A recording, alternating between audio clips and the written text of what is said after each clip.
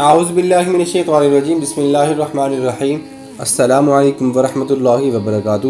محترم سامعین، کیسے ہیں آپ سب؟ امید کرتا ہوں کہ آپ سب اللہ تعالیٰ کے فضل و کرم سے ٹھیک ٹھاک ہوں گے اور خوش ہوں گے۔ آج کی ویڈیو میں ہم بات کریں گے حضرت عبداللہ بن مبارک رحمۃ اللہ علیہ کے بارے میں، دلوں پر حکمرانی کرنے والے عظیم محدث جن کا انتقال حالت جہاد میں ہوا تھا۔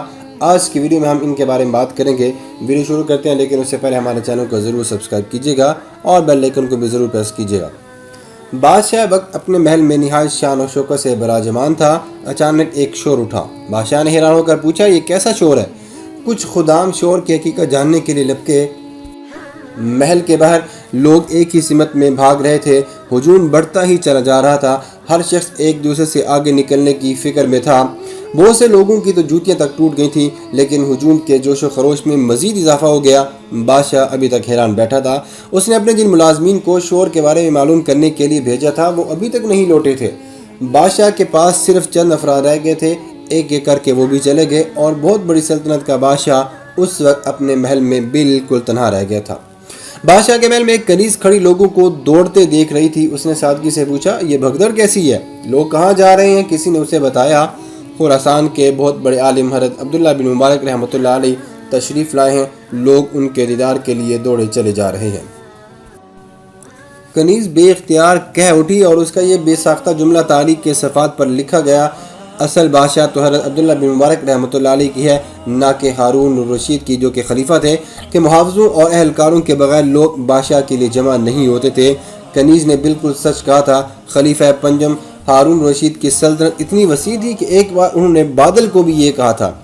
بادل کو کہا تھا کہ ایک ٹکڑے کو دیکھ کر نہایت اطمینان سے انہوں نے کہا تھا، جہاں تیرا جی چاہے جا کر برس جا، تیرا خراج بہر صورت میرے پاس ہی آئے گا۔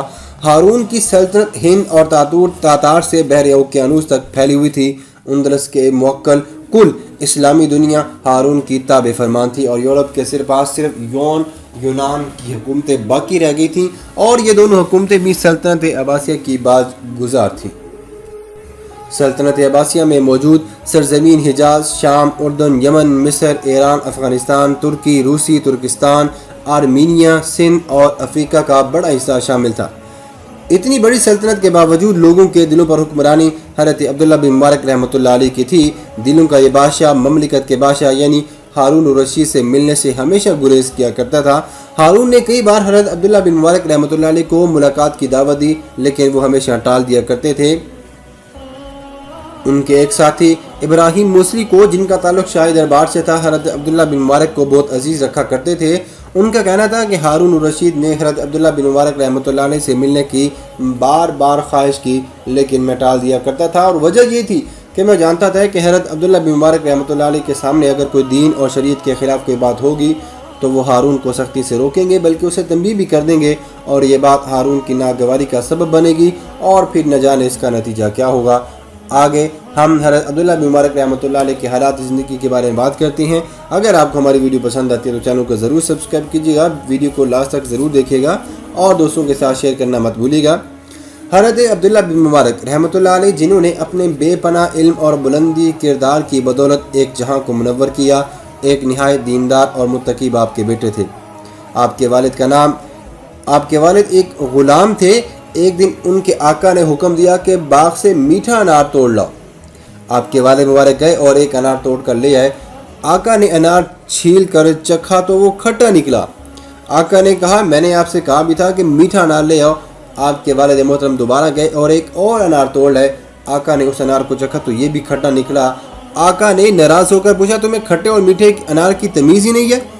آپ کے والد محترم نے نہایت سنجیدگی سے جواب دیا، آپ نے مجھے انار توڑنے کی اجازت دی ہے، کھانے کی تو نہیں۔ آقا اس جواب سے بہت متاثر ہوا۔ آقا کی ایک لڑکی تھی جس کے لیے بہت اچھے رشتے ہی آ رہے تھے۔ آقا نے ایک دن مبارک کو بلایا اور ان سے بھی اس سلسلے میں مشورہ کیا۔ حضرت عبداللہ بن مبارک نے کہا، عہد جاہلیت میں لوگ خاندانی نسب اور عزت و شہرت کو تلاش کیا کرتے تھے۔ یہودیوں کو مال کی جستجو رہتی تھی اور عیسائی حسن و جمال کو ترجیح دیتے تھے، لیکن محمد صلی اللہ علیہ وسلم کی امت کے نزدیک معیار دین اور تقوی ہے، اب آپ جس کو چاہیں ترجیح دیں۔ آقا یہ جواب سن کر خاموش ہو گیا۔ بعد میں اس نے اپنی بیوی سے کہا، میری لڑکی کے لیے مبارک سے زیادہ موزوں شوہر مجھے اور کوئی نہیں مل سکتا۔ بیوی یہ سن کر حیران رہ گئی کہ ایک غلام سے شادی، اور وہ بھی ایسی صورت میں کہ جب لڑکی کے لیے اچھے رشتوں کی کمی نہ ہو۔ اس نے اس رشتے کی مخالفت کی، لیکن آقا جو ہے وہ فیصلہ کر چکا تھا۔ حضرت عبداللہ بن مبارک کی شادی اپنے آقا کی بیٹی سے ہو گئی۔ اسی لڑکی سے، مبارک ان کے باپ کا نام ہے، اسی لڑکی سے 118 ہجری 736 عیسوی میں حضرت عبداللہ بن مبارک پیدا ہوئے۔ مبارک، ٹھیک ہے، آپ کے والد محترم کا نام مبارک ہے۔ آپ کی کنیت ابو عبد الرحمن ہے اور اصل وطن آپ کا مرو ہے، اس نسبت سے آپ مروزی بھی کہلاتے ہیں۔ مرو میں ابتدائی تعلیم و تربیت کے بعد حضرت عبداللہ بن مبارک رحمۃ اللہ علیہ نے شام و حجاز، یمن و مصر، کوفہ اور بصرہ کے مختلف شہروں اور قصبوں کا سفر کیا اور بڑے بڑے اہل علم، شیوخ اور علماء سے علم حاصل کیا۔ حضرت امام احمد کہتے ہیں کہ طلب علم کے لیے حضرت عبداللہ بن مبارک سے زیادہ سفر کرنے والا ان کے زمانے میں کوئی نہیں تھا۔ یہ بات پیش نظر رہنی چاہیے کہ آپ اب سے 1250 سال ذرائع آمد و رفت نہایت محدود تھے اور سفر کرنا بھی بہت مشکل تھا۔ ان کے ممتاز اساتذہ میں امام ابو حنیفہ رحمۃ اللہ علیہ، امام مالک، امام سفیان ثوری، سفیان بن عینیہ اور امام اوزاعی جیسے جید علماء کرام اور فقہاء شامل ہیں۔ اگر آپ نے ہماری وہ ویڈیو امام ابو سفیان کے بارے میں نہیں دیکھی تو ڈسکرپشن میں لنک موجود ہے، آپ جا کر اس ویڈیو کو بھی ضرور دیکھیے گا۔ حدیث کا ذکر چھٹ جاتا تو ساری رات آنکھوں میں کٹ جاتی۔ ایک دن نماز عشاء کے بعد علی بن حسن کے ساتھ کسی حدیث کے بارے میں گفتگو شروع ہو گئی۔ ساری رات مسجد کے دروازے پر کھڑے کھڑے گزر گئی اور انہیں احساس تک نہ ہو سکا۔ علم حدیث میں آپ کا مرتبہ امام حدیث کا ہے۔ آپ کی بیان کردہ روایات کی تعداد 20,000 کے قریب ہے۔ محدثین کو کسی حدیث میں اگر اختلاف ہوتا تو حضرت عبداللہ بن مبارک رحمۃ اللہ علیہ کے پاس چلے آتے۔ حضرت فضالہ کہتے ہیں کہ جب کبھی محدثین میں کسی روایت پر اختلاف ہوتا تو وہ کہتے اچھا اس اختلاف کو طبیب حدیث کے پاس لے چلو۔ طبیب حدیث سے ان کی مراد حضرت عبداللہ بن مبارک رحمۃ اللہ علیہ تھے۔ خلافت راشدہ تک حدیث کی روایت پر کچھ حدود و قیود عائد تھیں، خصوصاً حضرت عمر فاروق رضی اللہ تعالیٰ عنہ کا رویہ اس معاملے میں نہایت سخت تھا، لیکن بنو امیہ کے زمانے میں ضعیف روایات بھی بیان کی جانے لگیں۔ اس پر ائمہ حدیث نے بعض اصول مرتب کیے جن کی مدد سے حدیث کو پرکھا جا سکے کہ صحیح حدیث کون سی ہے۔ جو شخص اس زمانے میں قال النبی صلی اللہ علیہ وسلم کے الفاظ زبان سے نکالتا اس کی روایت صحت ہی نہیں۔ اس شخص کے ذاتی حالات کے بارے میں تفتیش شروع کر دی جاتی جب تک اس کے ضبط احتیاط، قوت حافظہ اور اخلاقی حالت کے بارے میں اطمینان نہ ہو جاتا۔ ائمہ حدیث اس کی روایت کو قبول نہیں کیا کرتے تھے۔ حضرت عبداللہ بن مبارک رحمۃ اللہ علیہ نے اس سلسلے میں بہت کام کیا۔ ابن عساکر کہتے ہیں کہ ہارون الرشید کے پاس ایک ملحد لایا گیا۔ ہارون نے اس کی گردن مارنے کا حکم دیا۔ ملحد بولا آپ ان 1000 احادیث کا کیا کریں گے جو میں نے تیار کر کے ملک بھر میں پھیلا دی ہیں، حالانکہ ان میں رسول اللہ صلی اللہ علیہ وسلم کی زبان سے نکلا ہوا ایک لفظ بھی نہیں ہے۔ ہارون نے اطمینان سے کہا اے دشمن خدا تو کس خیال میں ہے؟ ابو اسحاق فرازی کہتے ہیں حضرت عبداللہ بن مبارک جیسے نکات یہاں موجود ہیں، وہ ایک ایک حرف نکال کر باہر پھینک دیں گے۔ اس کے بعد ملحد کو سزائے موت کی سزا سنا دی گئی۔ حضرت عبداللہ بن مبارک رحمۃ اللہ علیہ کی ذات قرآن پاک کی آیت ترجمہ اسلام میں پورے کے پورے داخل ہو جاؤ کا مکمل نمونہ ملتی ہے۔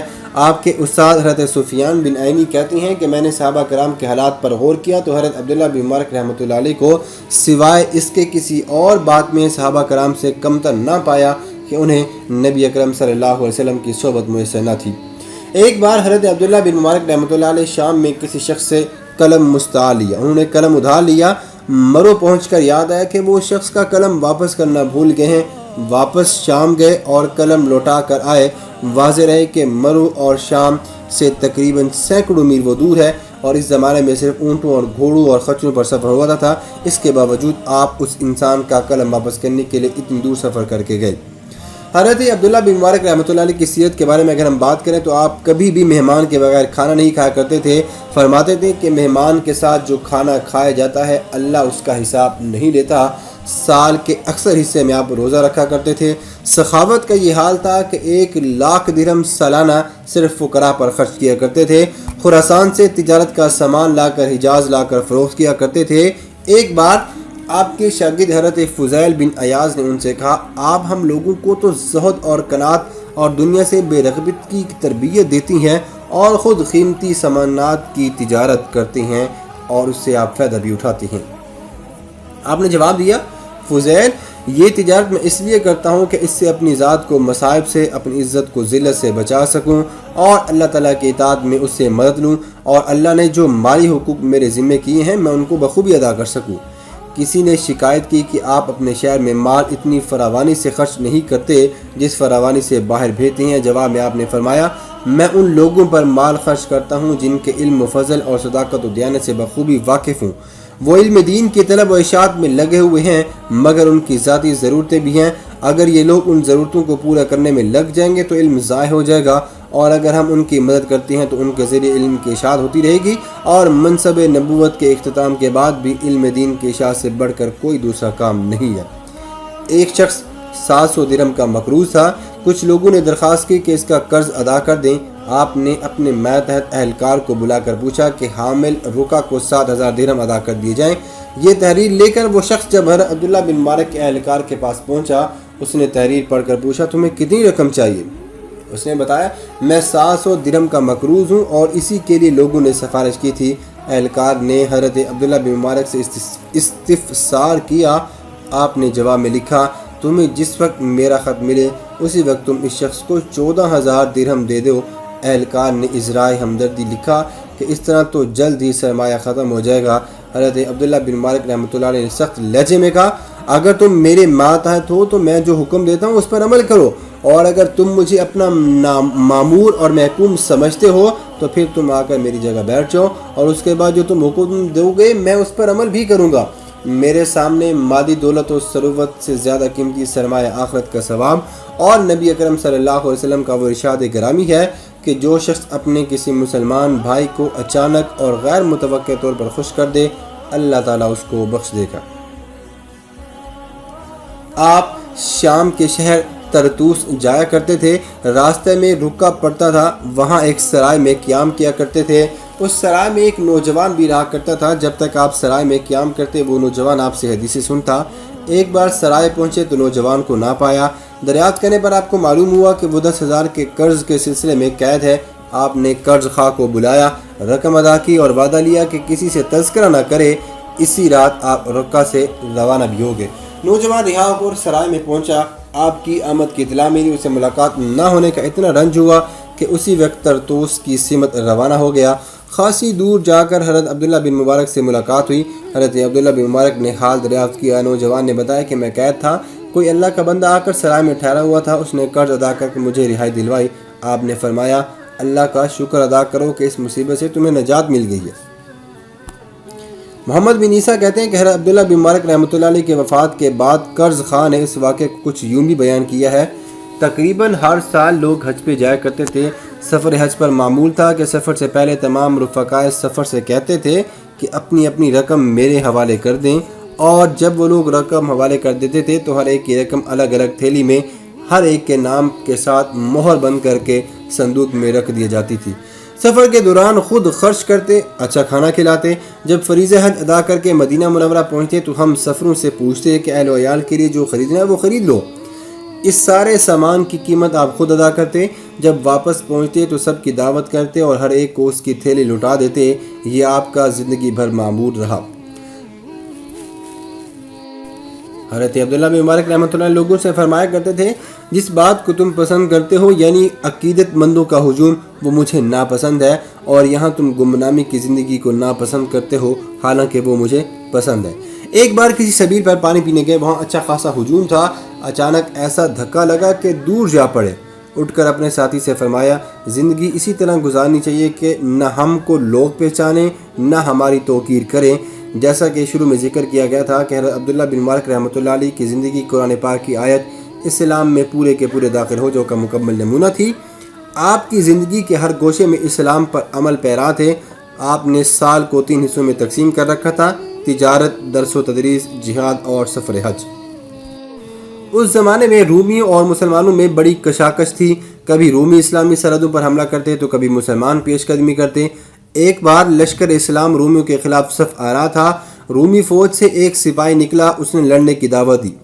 سلیمان کہتے ہیں کہ مسلمانوں کی جانب سے ایک بھی سپاہی نکلا، اس نے پہلے ہی وار میں رومی کے سپاہی کو ختم کر دیا۔ پھر دشمن کے کئی سپاہی یکے بعد دیگرے آئے اور ان سب کا یہی حشر ہوا۔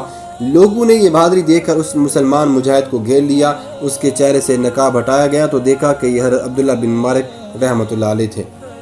حضرت عبداللہ بن مبارک رحمۃ اللہ علیہ ایک بار ایک مجوسی سے برسر پیکار تھے. مجوسی کی عبادت کا وقت آیا تو اس نے مہلت مانگی. جب وہ سورج کے سامنے سجدہ کرنے لگا تو آپ نے ارادہ کیا کہ اس کا کام تمام کر دیں، لیکن فوراً ہی قرآن پاک کی آیت یاد آ گئی، ترجمہ اور وعدے کی پابندی کرو، وعدے کے بارے میں تم سے پوچھا جائے گا. اس بات کو سن کر آپ فوراً رک گئے. عبادت سے فارغ ہونے کے بعد مجوسی کو واقعہ کا علم ہوا تو وہ مسلمان ہو گیا. آپ نے بہت ساری کتابیں بھی لکھی ہیں.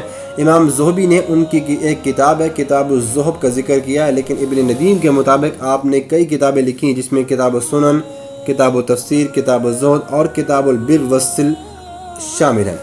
عظیم بزرگ نے دائی اجل کو لبیک ایسے عالم میں کہا جب وہ شام کے علاقے میں جہاد کے لیے گئے ہوئے تھے. یہ 161 کے قریب یا 97 عیسوی کی بات ہے. دوران سفر آپ کی طبیعت خراب ہو گئی. صحرائے شام کے شہر ہیبت میں آپ ٹھہرے. ستو پینے کی خواہش ظاہر کی. ایک شخص نے ستو پیش کیا، لیکن یہ شخص ہارون الرشید کا درباری تھا. اس نے ستو پینے سے آپ نے انکار کر دیا. وفات سے کچھ دیر قبل آپ کی آواز گلے میں پھنس گئی. آپ کو خدشہ ہوا کہ زبان سے کلمہ شہادت نہ نکل پائے گا.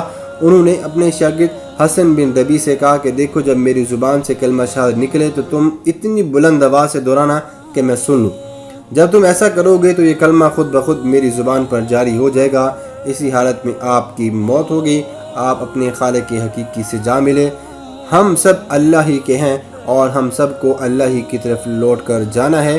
آج کی ویڈیو یہیں تک ہے. نیکسٹ ویڈیو انشاءاللہ کسی اور محدث کے بارے میں ہم بات کریں گے. آج کی ویڈیو یہیں تک ہے. امید کرتے ہیں کہ آپ کو ہماری ویڈیو پسند آئی ہوگی. اگر آپ کو ہماری ویڈیو پسند آتی ہے تو ہمارے چینل کو ضرور سبسکرائب کیجیے گا اور ویڈیو کو بھی لاسٹ تک دیکھیے گا، دوستوں کے ساتھ شیئر کیجیے گا. نبی اکرم صلی اللہ علیہ وسلم کے صحابہ کے واقعات، سیرت کے واقعات اور اسلامی ناول کے بارے میں اگر آپ کو کوئی بھی معلومات چاہیے اور اسلامی ٹاپک کے اوپر، اسلامی موضوعات کے اوپر کوئی بھی ویڈیو اگر آپ ہم سے بنوانا چاہتے ہیں تو کمنٹ سیکشن میں ہمیں ضرور بتائیے گا. ہم آپ کے کمنٹ کو پڑھ کر انشاءاللہ اس ویڈیو کو بنانے کی ضرور کوشش کریں گے. ہماری حوصلہ افزائی کے لیے ویڈیو کو لائک بھی ضرور کیجیے گا. Thanks for watching. چینل کو سبسکرائب کیجیے گا. اللہ حافظ.